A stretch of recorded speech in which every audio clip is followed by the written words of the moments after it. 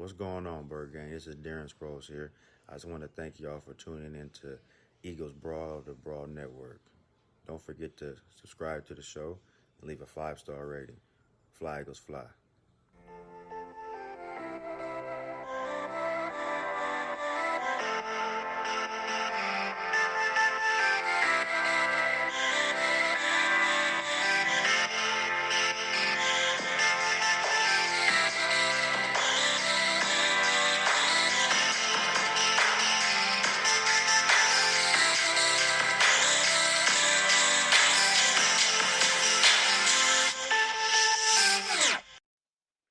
All right, thanks for tuning in to Eagles Brawl of the Brawl Network.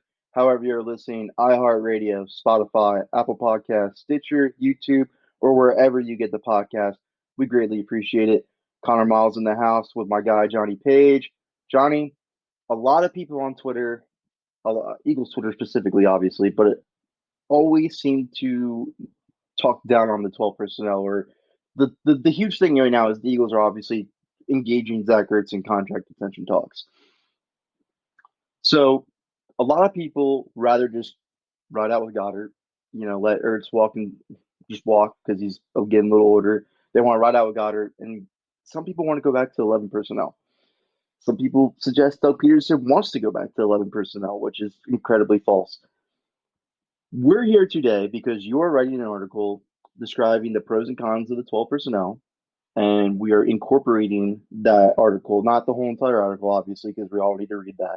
We are incorporating your thoughts towards the Eagles 12 personnel.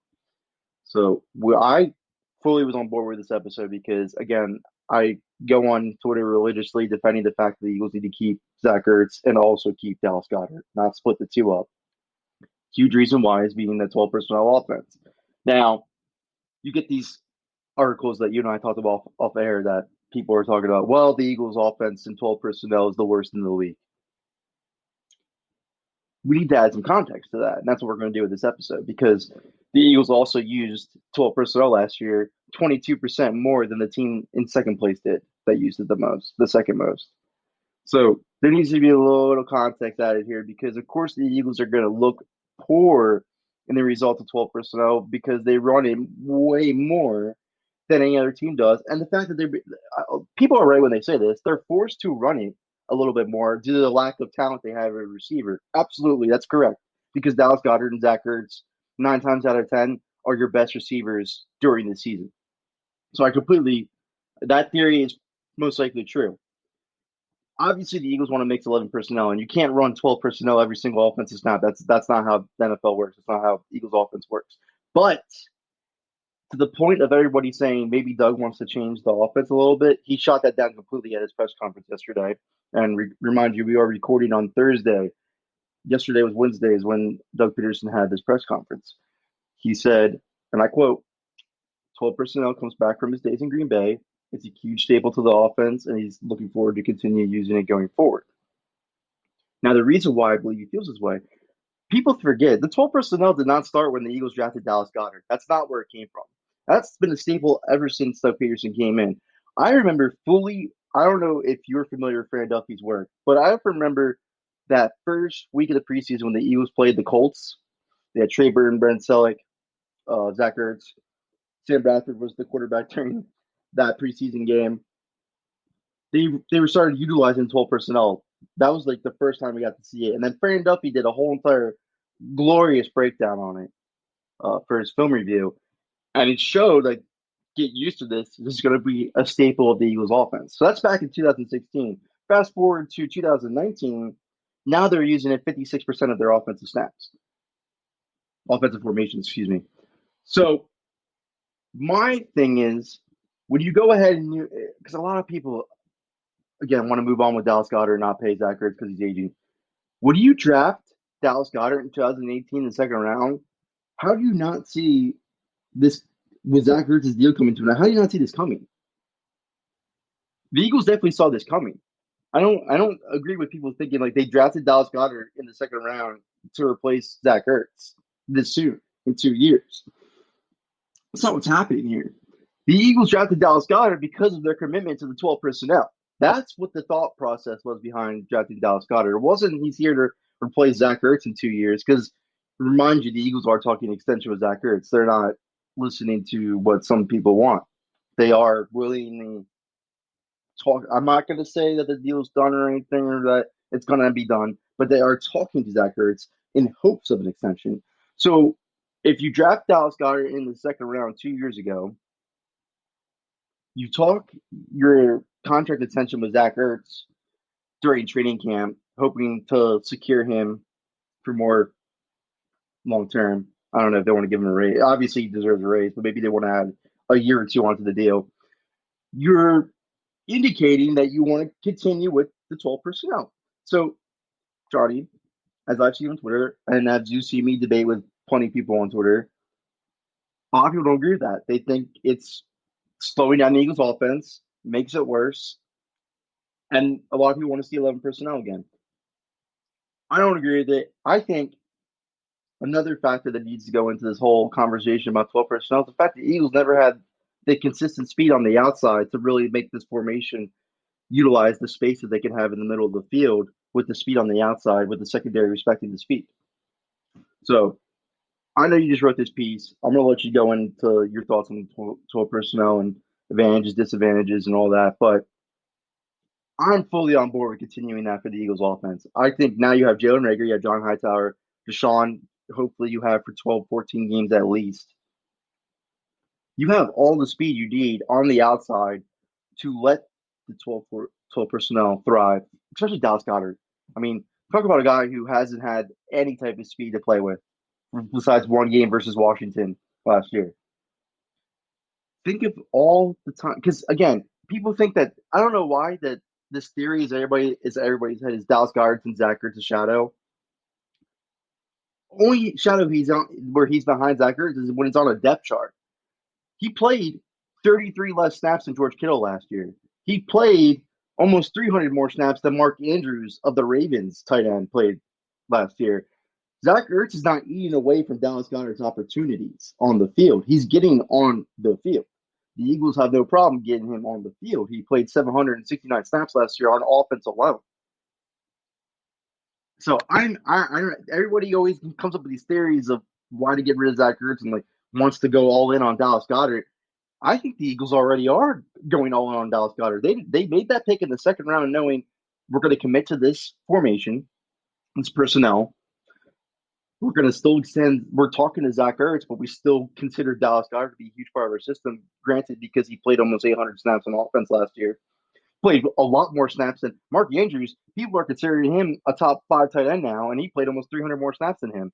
So there's the disconnect I think what people have with this is that they can't understand the fact that you can comprehend to keep 2 tight ends. You can. The Eagles have done it masterfully well.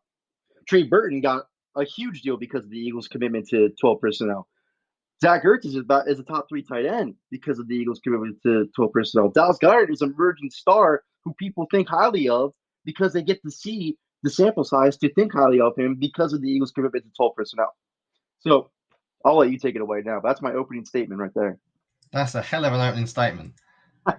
That I was sitting here thinking behind the curtain, if everyone doesn't know, obviously off air, I said, you start off because you're good with Eagles history and no one's better than Conor, and then you bring up all his 2016 stats. You've got Trey Burton, which I completely forgot about.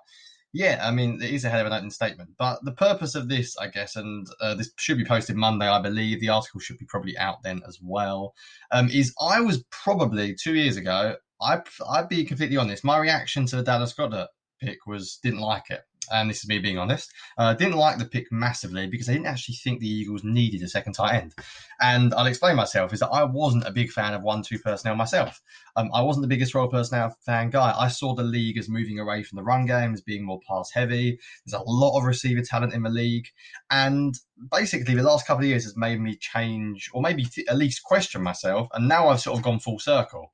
And I'm going to explain a little bit why. So the purpose of the article is not just actually to focus on the Eagles. So I'm not even going to debate Zach Ertz's contract. Like, if people want to debate the merits of giving a 31-year-old or whatever, 29-year-old or whatever, a contract when he's already got 2 years left. I should know how old he is.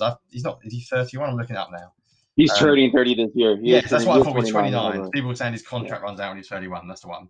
So I get that. If you don't want to pay him, I understand that. That's not really what I'm talking about. What I'm trying to focus on with the article is why the Eagles are 1-2 personnel offense? What benefits does the 1-2 personnel offense bring? And I guarantee you, because I don't mention this in the article, the number one response to the article on Twitter and in the comment section, and probably this pod, will be, well, if it's so good, why does no one else do it at the Eagles' rate? So to give you some quick numbers really briefly, you mentioned some of these, but I'm just going to give you a few others for people to think about. The average in the NFL of 12 personnel last year was 20%. The Eagles were at 52%.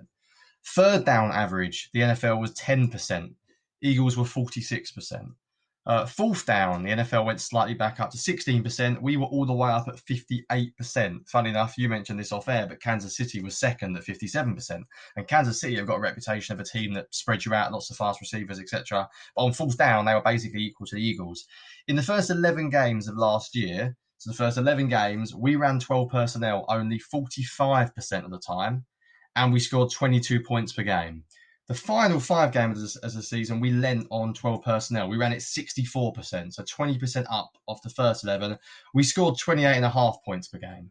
So essentially, when we increased our rate of 12 personnel by 20%, we scored 6 points more a game, which is a dramatic difference. And yes, there are questions of who you played in those games. I get that.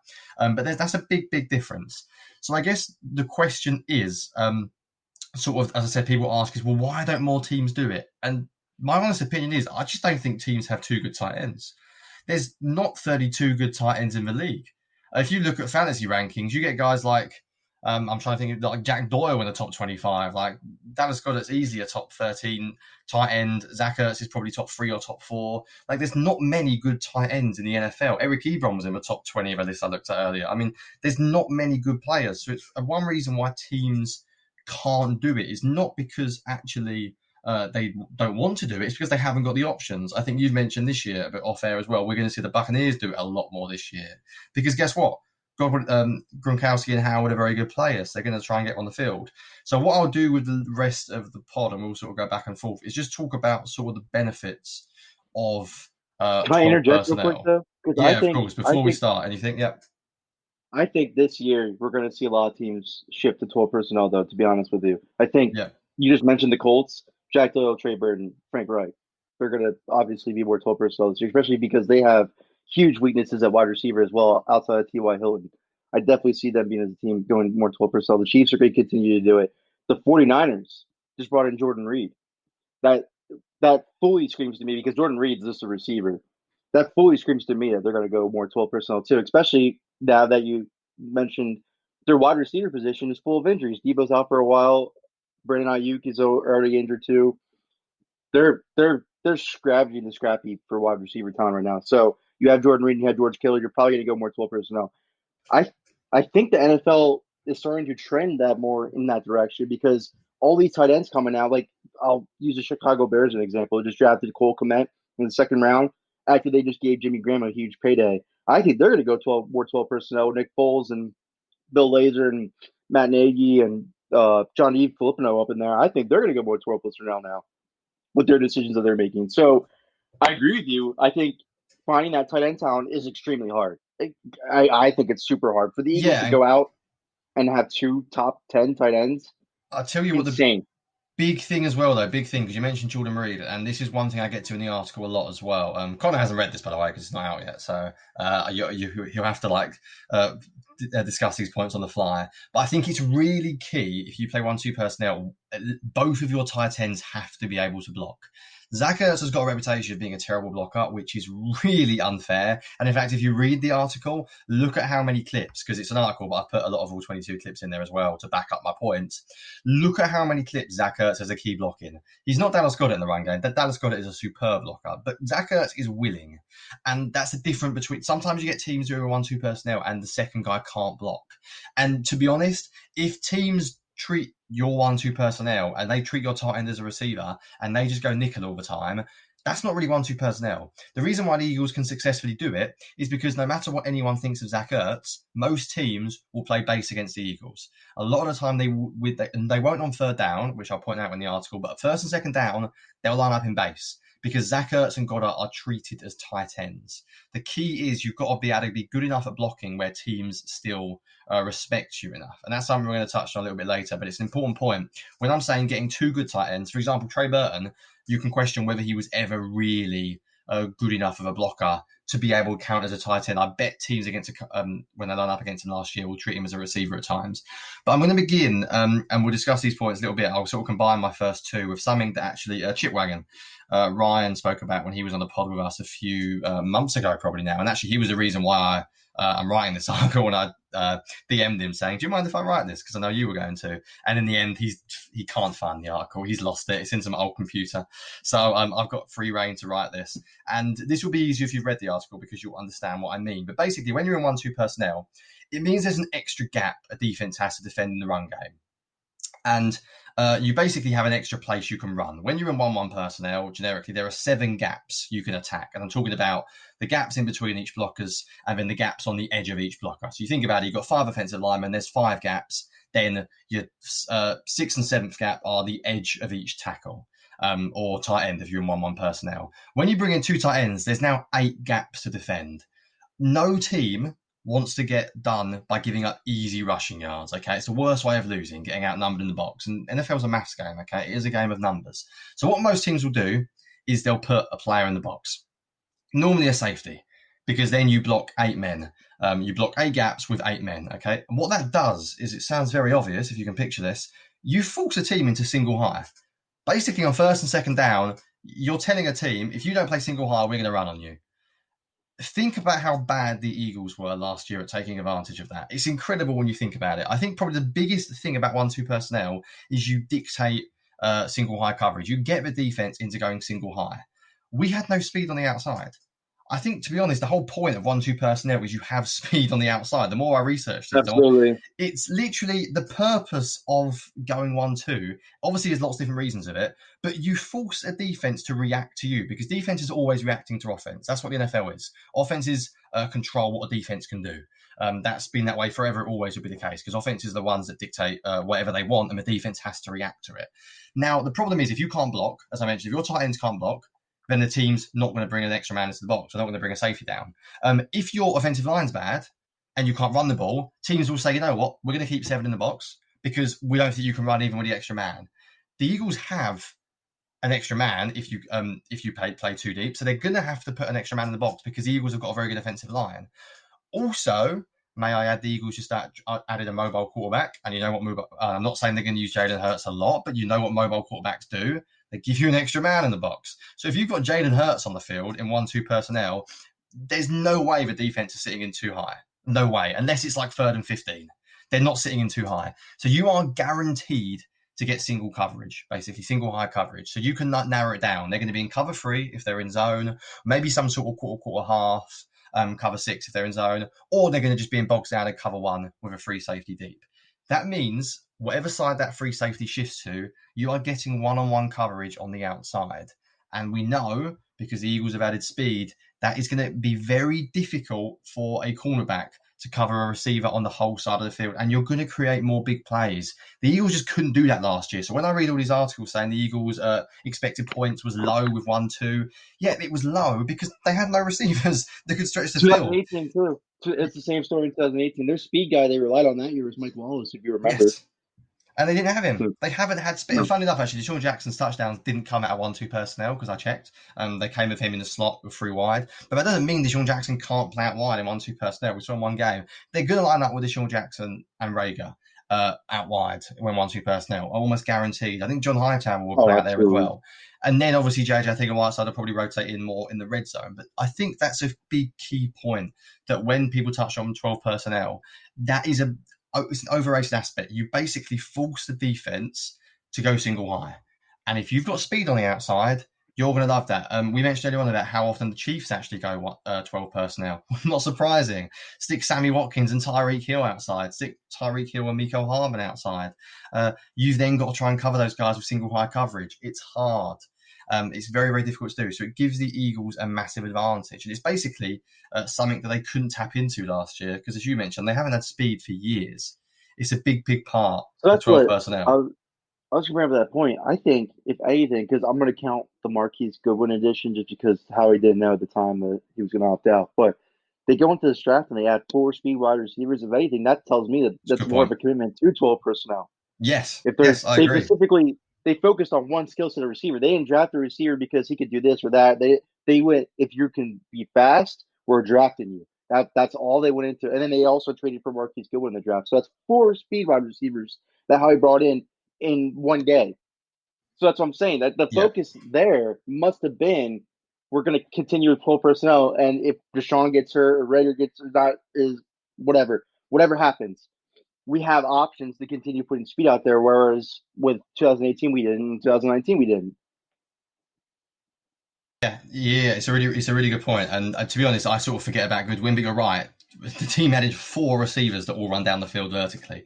There is a clear emphasis. They know they'll get single high. And leading on from this, the thing I discuss after this, because it's really interesting actually, I watched quite a lot of film for this piece, sort of not of every game, but of specific games, about how teams defend you. And I've decided basically that when you have 1 to 12 personnel, defenses have to make a decision. And I'm not even talking about single high now. I think they have to decide, do we stop the run or do we stop the pass? Doesn't mean you can't do both, obviously, but you have to prioritize playing the Eagles. When you're working out before the game, what you're going to do, you have to decide, are we going to go nickel against them or are we going to go base against them? It's 1st and 10. Pretty much every team will go base against the Eagles on 1st and 10 because Ertz and Goedert are 2 good blockers. If you go nickel against the Eagles, they're going to run the ball down your throat, and we've seen them do it. I had some really good clips in the article of the Eagles running over guys like Ertz was blocking guys like Adrian Amos.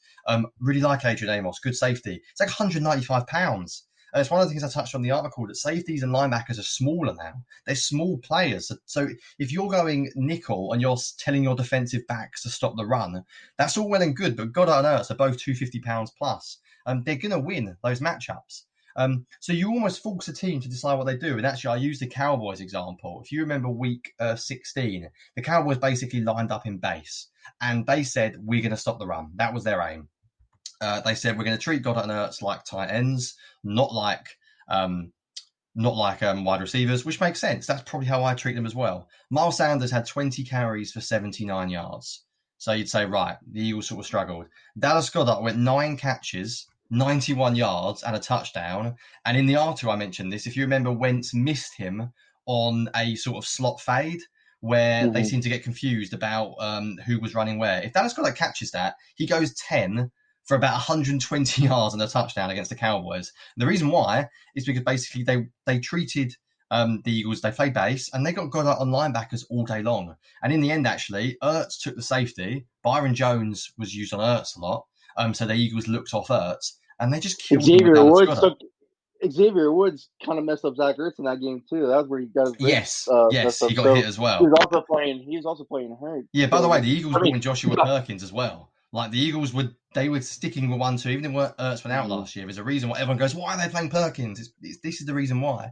But what my point I've never been a Perkins hater though. I thought he's been all right. He was quite. I tell you what, he's quite good. Looking at his, I mean, I don't mind him at all. I'm with you. He's not bad. But what I thought was really interesting is I was looking at this thing, and that's how the Cowboys did it. What the Redskins then do, and I looked at 2 examples of this, which are really interesting. What a lot of people say though is 1-2 personnel, great on first down when you can be unpredictable. Waste of time on third down when you're 3rd and 10. Yet the Eagles still ran it 46% of the time last year. There was 2 examples in the same game of the Redskins. I think one was 3rd and 8 and one was 3rd and 11. And the Redskins went, right, now it's 3rd down and long. You're not going to run. We're going to treat your 12 personnel as we're going to play nickel. So the Redskins went, yes, you'll probably have an easier box, but we don't think you're going to run on 3rd and 8 and 3rd and 11. Guess what the Eagles did twice in the same game? They ran on 3rd and long. I've got the 2 clips in the article. Myles Sanders picked up 2 huge gains on 3rd and 8 and 3rd and 11.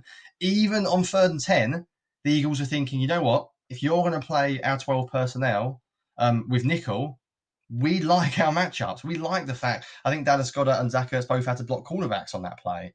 Like, they just took them out of the play completely. So it's really interesting where I think the idea that 12 personnel was only good on early downs, I actually don't agree with as well. I think, yes, obviously on 3rd and 10, you might not want to play too much 12 personnel because certain teams will say, yes, we're lighter in the box, but you're not going to be able to get the first down running. But the Eagles actually have showed he's not afraid of running on 3rd and long. If you play nickel against the Eagles' 12 personnel, they would actually be quite confident running. And the other thing I touched on in the article as well, which is something that I don't think people speak about a lot when they discuss 12 personnel, is linebackers and safeties are so much smaller now. So much smaller. Like, I was just doing a little bit of research in sort of numbers, and you look at people like Ray Lewis was 255 pounds, I think, coming out. I looked randomly, I was looking at Eagles. Jeremiah Trotter was 262 pounds. They're big guys. Safeties were big. You look at size of sort of people like Dawkins, they weren't going to get blocked out the play easily. Look at modern day safeties and linebackers. Eagles, Nate Gary, 235 pounds. Dion Buchanan, 220 pounds. I'm using some examples here. Mark Barron, 213 pounds. Jordan Poyer, really good player. Safety for the Bills, 191 pounds at the combine. And by the way, he was covering when the Eagles threw a touchdown to Dallas Goedert. He was covering Dallas Goedert 1-on-1 in the red zone. Jordan Poyer, he's 191 pounds, and he appealed for pass interference because Goddard basically just ran into him, pushed him off, turned around and caught the ball. What chance has a 191 pound safety got lining up on Dallas Goedert? But the reason why he was in that position was because the Eagles lined up under center, 2 tight ends, Jordan Howard in the backfield. The Bears thought, right, they're going to run. Sorry, the Packers thought they're going to run this play. It's going to be a running play. Sorry, one about the Bills. Bills thought they're going to run. And in the end, the Eagles threw out of it. And the way the Bills lined up, they played base, which meant they had their safety covering a tight end. But their safety is 191 pounds. So I think actually what's not spoken about much 12 personnel benefit is I think you're going away from the way the league is going. And this is one thing I mentioned in the article as well. It's good to be different. In the NFL, when you spend every week preparing for 11 personnel offenses, you're prepared to be spread out. You're prepared for that. When you get a team that suddenly come into 12 personnel and punch you in the mouth, it's a bit of a shock to the system. You don't spend the whole season preparing for it because the Eagles were pretty much the only team, or one of the only teams, that ran 12 personnel that frequently. And as you said, actually, what might be interesting is that might not be the case going forward. But I think one thing that can't be discounted is the fact that you are doing something different. The way the league is going at the moment is smaller linebackers, safeties playing linebacker. And actually, when you line up with 12 personnel, you have a complete size advantage. And I think if you look at teams like the Titans running with Derrick Henry, the Bucks are going to line up with 2 huge tight ends. I mean, Gronk and O.J. Howard are massive humans. They're going to get an advantage over the way defenses are constructed in the modern day. And you only have to look at the Eagles as a great example of that. Where do you think the Eagles want to spend most of their time in next year? Nickel, dime, or base? They want to be a nickel and dime. They don't want to line up they haven't got 3 linebackers to line up on the play every day. So if the Eagles come up against these offenses like the Bucks, we're going to struggle, ironically, as a team that runs 12 personnel. I think our defense would struggle. Can you imagine Nico Roby-Coleman on the sideline while TJ Edwards, Duke Riley, and Nate Gary are all on the pitch? It's not what you want. The Eagles are set up to play modern offenses. The Eagles want you to spread the wide. Yes. Play 4 wide receivers. We'll bring in Roby Coleman. We'll bring in LeBlanc. We'll get Myles coming down. Guess what? Myles can cover. McLeod can cover. The Eagles want to play against 11 personnel offenses because that's what the rest of the league is. They're doing that a very, very heavy percentage of the time. So you get an advantage, I think, if when the rest of the league is doing one thing, you do something completely different and it's sort of discounted. Doesn't always mean different is right, but I think teams are going to have less time to prepare for you. It's an interesting thought anyway when you think about how the Eagles are built, considering we're a 12 personnel offense, the fact that I don't think we'd be any good at stopping it next year, which is a little bit of a worry as well. We'll get into that in 1 second because I didn't want to cut you off, but we need to get a word from our sponsors real quick.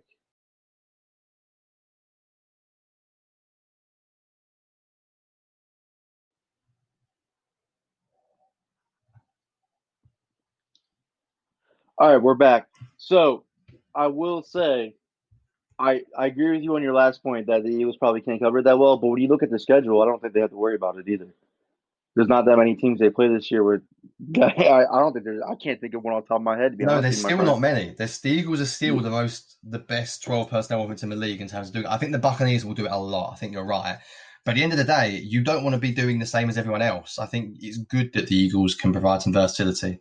One final thing I wanted to mention before we can sort of discuss a little bit about limitations and stuff with it is Eagles in the red zone last year, which I thought was interesting. I think you mentioned this earlier about the strength in the red zone.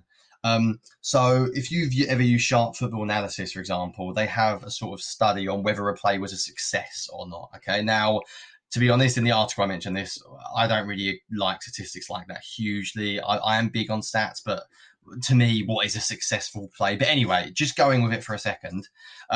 When the Eagles were 11 personnel last year in the red zone, their success rate was 36%. When we were 12 personnel, our success rate was 56%. So the success rate went up 20%, the Eagles last year in the red zone, from using 11 personnel to 12 personnel, okay? And the stats back that up, because I had a look. The Eagles scored, I've done this manually, so I might be 1 or 2 out. But the Eagles scored 34 touchdowns last year, according to my film watching, this great YouTube video, watching through every single touchdown the Eagles scored last year. We scored 34 touchdowns in the red zone. 22 of them, we were in 12 personnel. 22. So we were good in 12 personnel in the red zone. And I think it's basically because you get more size, which is an obvious thing. We spoke earlier on about JJ, I think, a Whiteside or off air being good in the red zone. Size matters.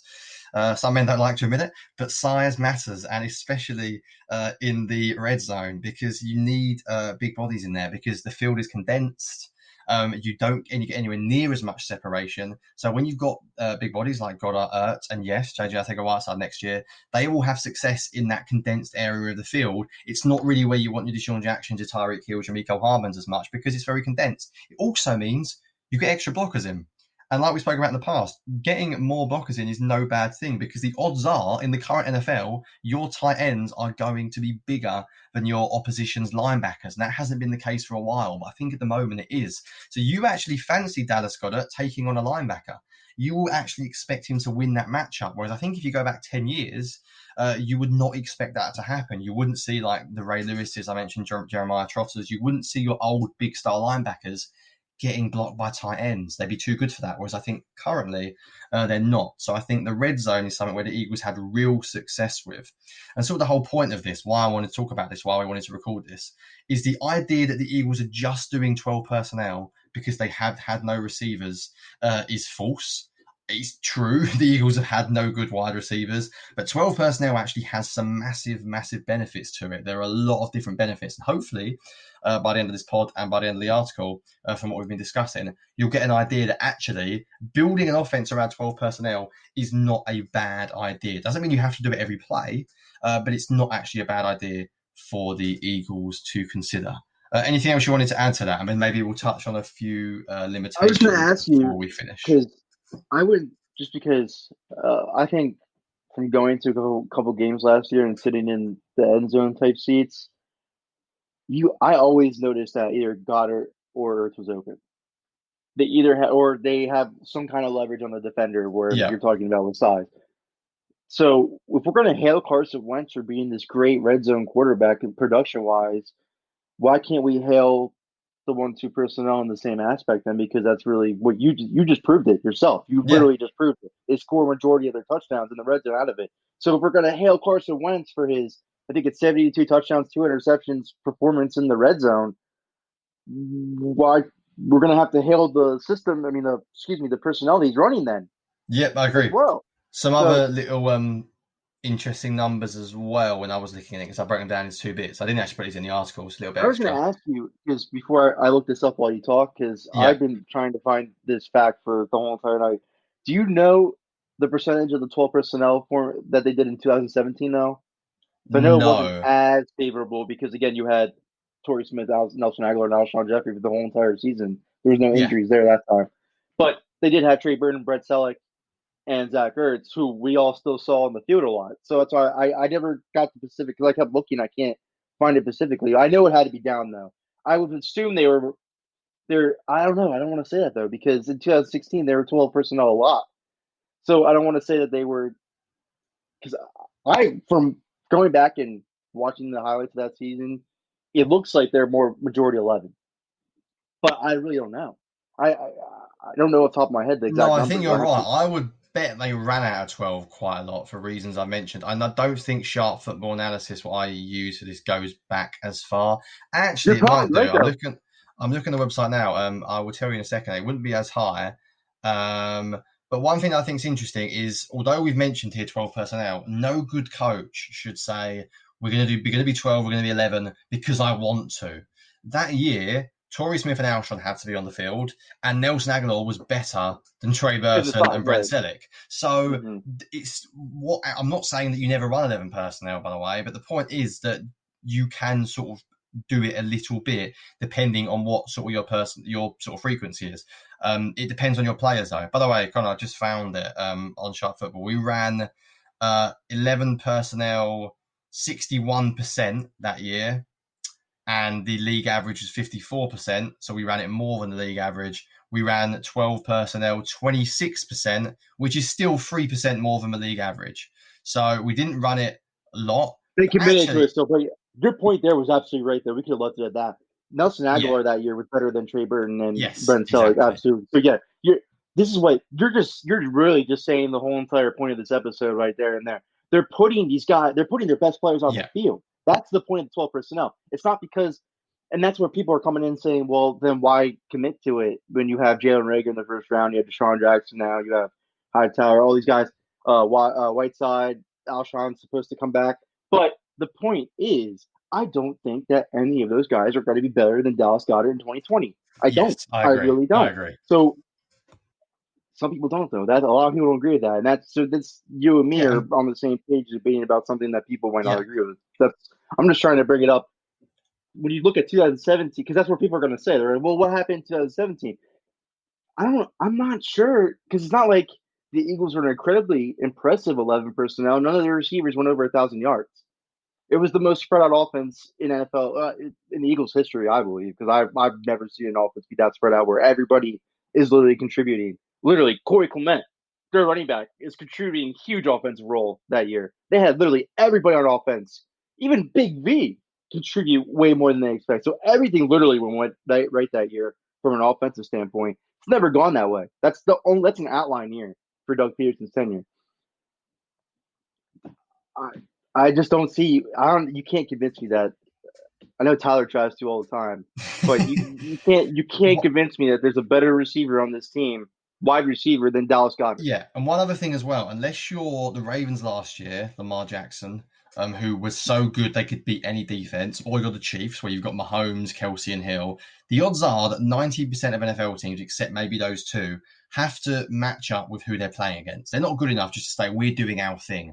So the idea is that by having both options available to you, you can base it around a team. If you know you're playing a team that have got 3 unbelievable linebackers and terrible cornerbacks, don't play 12 personnel that week because you want their cornerbacks on the field. If you're playing a team that have really good cornerbacks and terrible linebackers, go to 12 personnel. And actually, that my point earlier on about the way the league is going, look at how the Eagles treat the slot cornerback position. I think we've got 3 really good slot cornerbacks, Maddox, Roby Coleman, and LeBlanc. But the Eagles know that, we've said it before on here, your slot corner is a starter. We've said before, your slot cornerback is more important than your third linebacker. So the Eagles sort of can flip that on their head. All right, if the NFL doesn't want to care about linebackers and they want to invest in these slot cornerbacks, good. We'll line up with 12 personnel. Where's your slot cornerback now when he's sitting on the bench, while your third linebacker that you drafted in the 7th round who you don't want to play is suddenly covering Dallas Goedert in man-to-man coverage? So it's all about, personnel is all about, and so is the whole NFL, is about making matchups. We know this. The NFL is a numbers game and a matchup league, and your players dictate your personnel. But there's nothing wrong with being able to do both. There's nothing wrong with having Dallas Goedert, Zach Ertz, and having 3 good wide receivers. It's not like illegal. In fact, in 2017, as good as Aguilar was, if you had Dallas Goedert in his prime, they would be playing more 12 personnel because Dallas Goedert is really, really good. The problem they had was, going back to that season, was that Selleck was obviously older, more of a blocking tight end. He wasn't multifaceted. Trey Burton is not, in my opinion, a full-time tight end. He is sort of like a matchup piece. So they didn't really have the ability to play 12 personnel because, as I mentioned earlier on, to play 12 personnel properly, I'm talking about having a proper tight end who can block and run. And to give you an example, I just looked it up. Trey Burton is 6'2" and 224 pounds when he came out of the combine. Okay, 224 pounds and 6'2", that is a wide receiver body. Now, he might be playing tight end, but in reality, if I'm an NFL defensive coordinator going up against the Eagles, I'm saying, I'm treating you like a wide receiver. If you come out with Ertz and Burton, I'm playing nickel. So you don't get the benefit that I've just mentioned. So there's no point playing 12 personnel if you don't get the benefit that I've mentioned. In comparison, Zach Ertz, 6'5", 250 pounds. Yes, he may not be the best blocker in the world, but he's still a big, big guy. And Dallas Goedert, I think, was even bigger. wasn't he? I should look him up. I've got it That's now. an I'm interesting sure. point, though. Why would I you want to think run 12 personnel when your next tight end is as big as a receiver? Yes. And Goedert then was the Eagles, 256 pounds. 256 pounds. So you've got two players there that are big.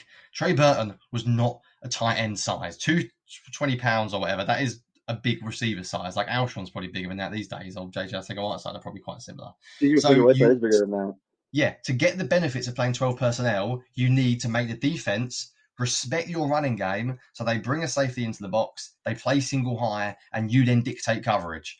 You don't do that when you've got Zach Ertz and Trey Burton. So if you're not dictating coverage, why bother playing 12 personnel? Of course you're going to stick with Aguilar and Torrey Smith and Alshon because you're not really dictating the way coverage works anyway in the same way that the Eagles are this year. So that's when people talk about 2017, that would be my response to them, would be the reason why the Eagles didn't play much 12 personnel was because they didn't have two good tight ends. And if people say Trey Burton, I get that he was a good player, but he's an okay player who is basically a receiver. I agree with you. He was a Swiss Army knife, pretty much, because he was really a quarterback at Florida. He's really an HVAC type player. Yeah, so and he was an undrafted free agent. The Eagles lucked into him, and Doug Pederson utilized his skill set to get the most production out of him, and then boom, he gets a huge payday. I think it's telling that you're saying this with 2017. Like, well, why would they run 12 personnel when they didn't have the adequate tight end talent? And then they go into that draft after they win the Super Bowl with their first pick, and then take that tight end that they're looking for. That's a really good point. Yeah. They literally drafted a tight end, and Zach Ertz would have been, 26, 27? He's not injury-prone, Zach Ertz. Yeah, and they chose to draft the tight end in the second round. Yeah. Yeah, they go into that draft after winning the Super Bowl and think, we let Trey Burton, because not paying Trey Burton was the correct move. They did that. Was absolutely correct on their part. And they go, let's get the real tight end this time. And the first pick they get on the board, they take one of the most talented tight ends that we've seen come into this league in a while as a rookie. So, yeah, you go back, that was 2 years ago. That was the 2018 draft. There's no way how they're not thinking about what's going to happen in 2020 when Zach Ertz wants to get paid a little bit more, because when they signed him for that deal, it's still a budget deal. He's making $8 million per. Right? That's incredibly low for a top 3 tight end that's having a Hall of Fame trajectory career. Yeah, so agreed. It's not like they think years in advance up there. It's not like they went into this draft thinking when they took Dallas Goedert, like, oh, this means in a couple of years we better tell Ertz to pack his bags. This means we're coming into the 12 personnel. Yeah, it makes and no the sense. idea that, and Doug obviously has say as well on who's being drafted. There's no way Harry went to see Doug and say, Doug, do you want to play 11 personnel again? And he goes, yeah, and then drafts the tight end in the second round. And then Doug goes, oh, well, now I've got to play 12 personnel. Like, it was obviously a choice. It's a choice. You want as many options as possible. That's the point. And by the way, as I said, I'm admitting I was wrong. I actually didn't agree with the pick because I was one of those people sitting there going, the league's going 11 personnel. Look at Sean McVay. He's in 11 personnel constantly. This is the way we do it now. Spread the teams out. Fast receivers. You can't defend anymore because the league rules, blah, blah, blah. I was one of those people who did not want to go sort of old school 12 personnel. But actually, there's reasons why I've come around to it. And just really quickly, as we sort of wrap up, one of the things I mentioned, we said at the end, we talk about weaknesses of 12 personnel. Well, the biggest weakness is really you need 2 tight ends who can block and 2 tight ends who can run. Because if they can't block or run, then you can't dictate coverage, because teams will say, right, he's a blocker. Let's go base. He's basically a receiver in the tight end's body. Let's go nickel. You lose all advantage. How many tight ends are there in the league who can block and run and get open like Ertz and Goedert? There's probably 15 in the whole league if you were to go through them. And before people come at me, please go and look at the clips in the article. Ertz can block. He is not the greatest blocker in the world. Oh, no, he can block. Yeah. He's 250 pounds and he's willing. So much better than blocking. Yeah, so much better. There's some great clips that I've got in there. Goedert I'm sure Goedert could play like swing tackle. Like, man, his blocks on those split zones when he comes back across the formation, he kills dudes. There's one against the Bills I've got in there where he takes out number 94, a DT. Sends him flying. It's a DT. Pro Football Focus always has. These last 2 years, Pro Football Focus has rated him as one of the best blocking tight ends. So it does not surprise me at all. So that is the biggest problem with 12 personnel. The biggest problem with 12 personnel, why are more teams not doing it, is because there's not enough good tight ends. Look at the draft every year. How many tight ends came out? Look how many receivers came into the league last year. Like 6 first-round picks. Loads of good second-round talent. Look at the tight ends that came out last year. I spent like 10 minutes watching them for fantasy football purposes and got bored. It's like there was no one really any good.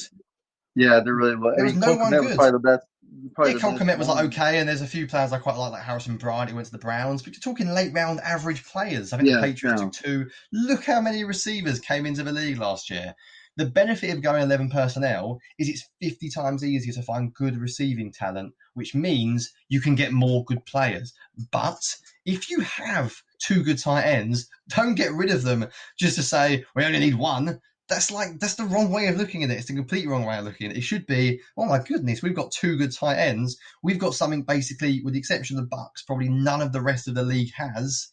We need to use that to our advantage. While the league is preparing for 11 personnel, we need to be doing something different. It doesn't mean you don't need receivers. It doesn't mean you don't want to go 11 personnel at times.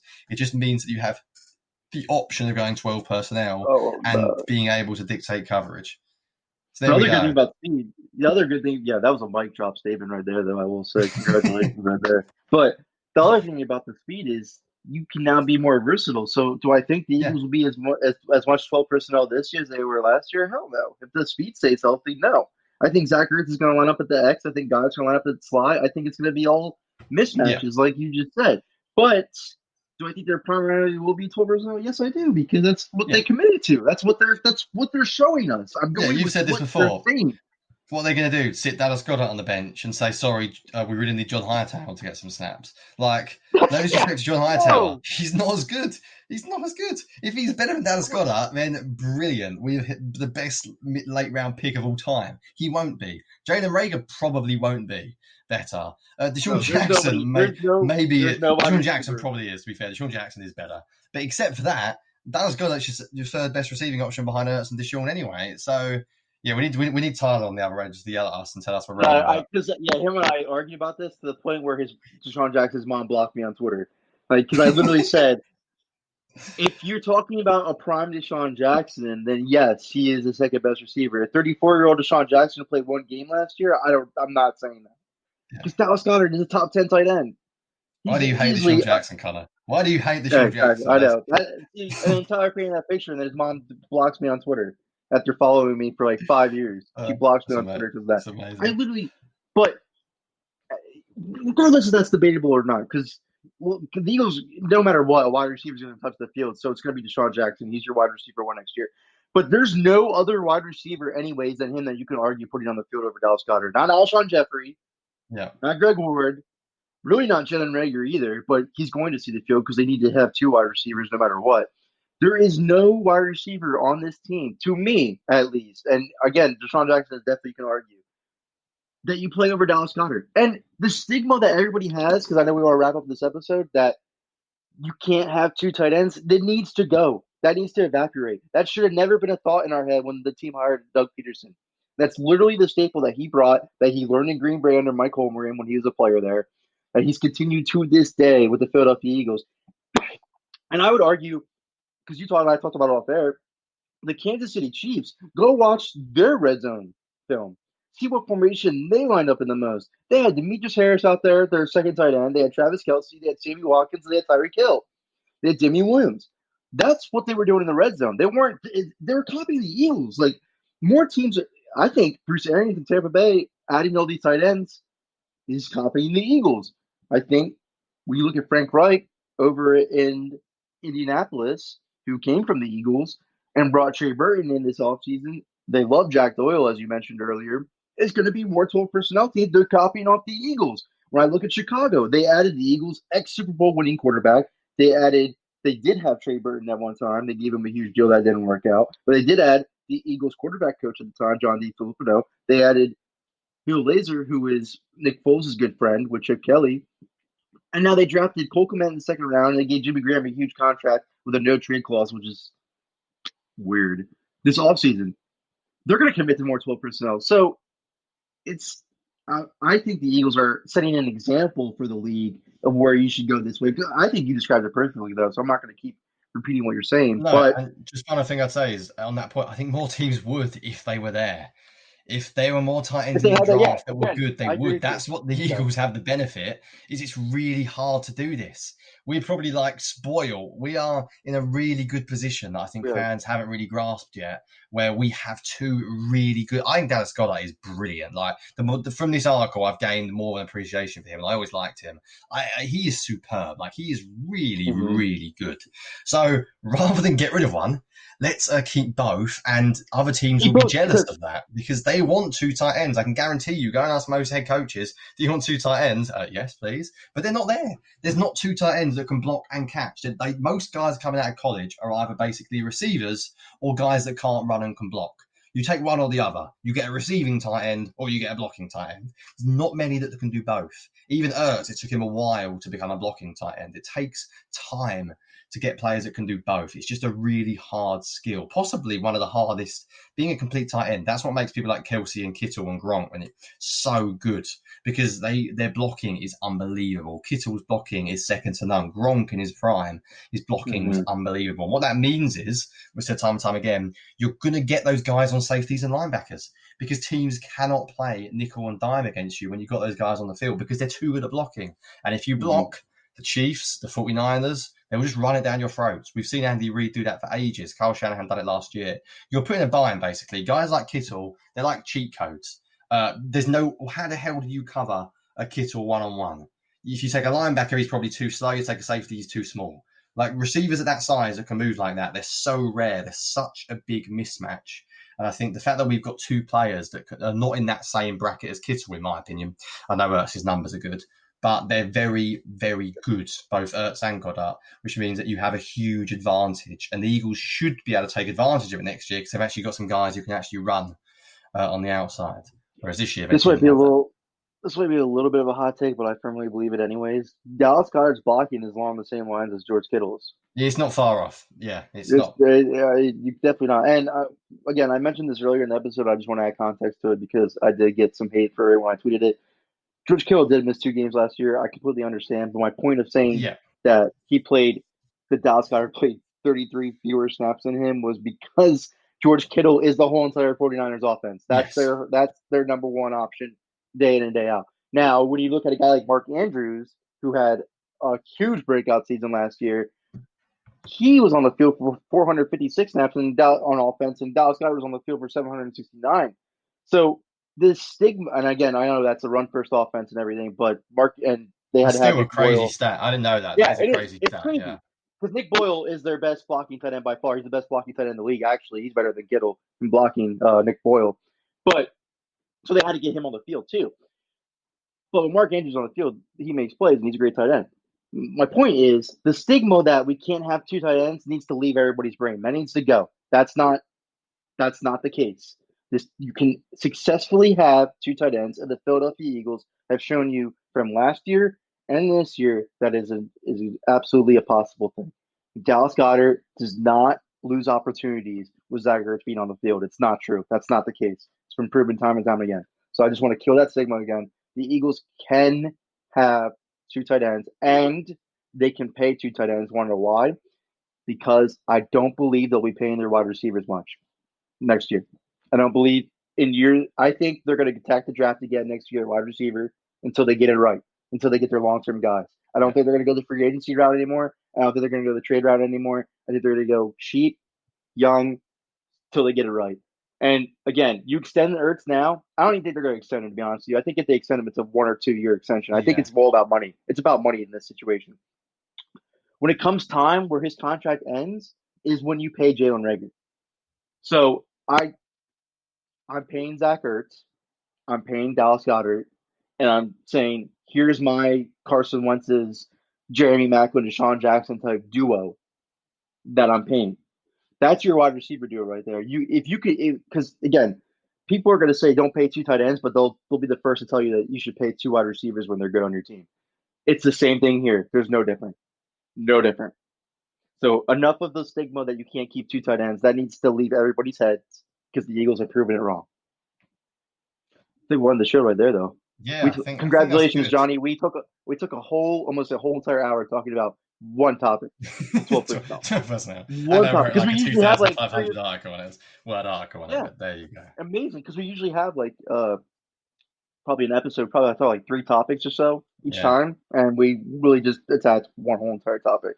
Because it's true. I talk about it on Twitter 24/7. I was so glad when you brought this up to do an episode on, because I'd rather just do this episode than answer any more people on Twitter ever again about it.